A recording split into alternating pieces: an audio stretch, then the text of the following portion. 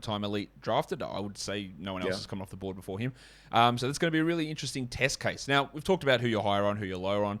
Let's go through some other prospects, and let's go with the guy who's probably going to get picked first out of all these guys we're going to talk about, and that is Jalen Duren, who is, I believe, the youngest player in this draft class. He's doesn't turn 19 until after the season starts.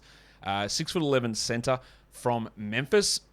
Is okay. Let's take Chet out of the discussion. Let's take Paolo out of the discussion as playing small ball center. Is Duren the best center to you in this draft? Yeah, no, 100%. I don't think there's a question for me, especially too. Like I view Chet as more of a forward than a center, and to me, like I think other than Chet, Jalen has the second highest defensive ceiling in the class. Like I honestly think there's a real world where Jalen Duren ends up as a better defensive player than Chet if things really pop right. But I'm also admittedly quite a bit higher than on Jalen than I think consensus is right now. See a lot of people. ESPN's got him at number 7, but you see him go from 6 or 7 to 12 or 13. I don't really see him falling out of the lottery, but it harkens back to the discussion we had with Liddell about versatile forwards and playoff viability of players. Is someone like Jalen Duren someone that you think can be, hey, this is a guy that can play 33 minutes a night in the playoffs? Or does he end up becoming similar to what Clint Capella is, or maybe a worse version of that? Like, where does he? Mitchell Robinson, is he that sort of a player? Like, where does he sit in terms of being able to switch? Can he get playoff limited, or is he a guy that can actually step up and be a guy that plays 35 minutes a night in the playoffs?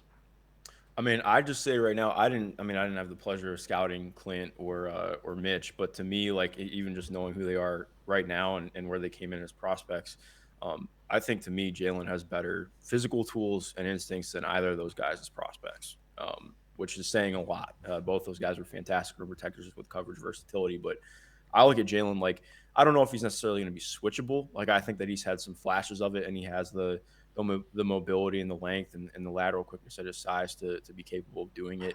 A lot's just going to depend on consistency because I think that's the biggest thing with him right now. But in terms of being able to come up play at the level or play, I mean he can obviously play drop, but like coming up and playing at the level, playing in center field.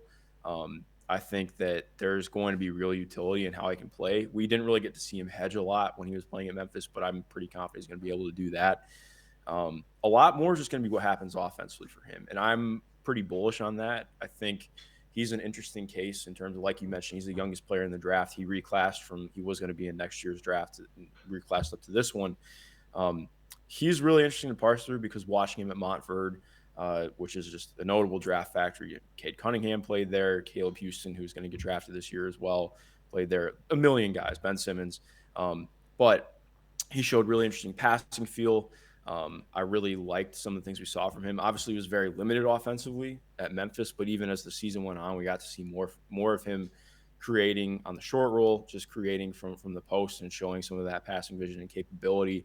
A lot's just going to be how does his feel for the game and processing improve. I think for somebody who is this young, that's where it really is going to be.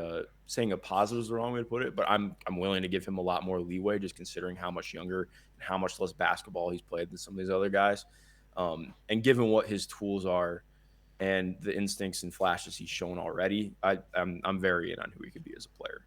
He shot 63% from the free throw line at Memphis, which is not horrific. It's not great. Decent Yeah. amount of attempts there.